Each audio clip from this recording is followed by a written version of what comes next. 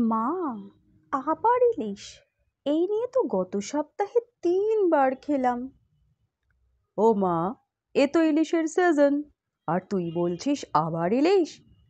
বলি, বাঙালির ঘরে ইলিশ না হলে চলে?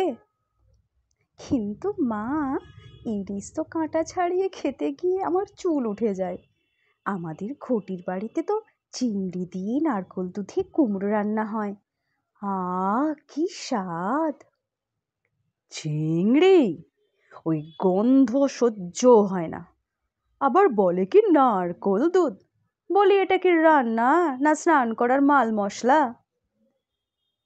আপনি তো বুঝতেই চান না, এই জন্যই বলে বাঙাল শাশুড়ির সঙ্গে ঘটি বৌমার কপালে ঝগড়াই লেখা।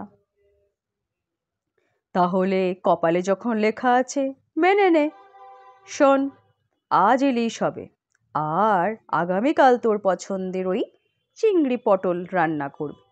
আমি খাবো না, তবে তো তোর শান্তি হবে। আপনি খাবেন না? আহা, তাহলে আমি একটু বেশি করে মিষ্টি মিষ্টি করে করব, একদম ঘটি কায়দায়। না না না, ঝাল মিষ্টি বেশি একদম দিবি না, মুখ একদম মেরে দেবে। আর ওই ঘটিদের মতো মিষ্টি মিষ্টি করে করবি না, আমার গলা চুলকোয়। আর আমাদেরকে যখন কুমড়ো দিয়ে ইলিশ দিলে আপনার তো নাক চুলকোয়, তাই না? হা হা হা।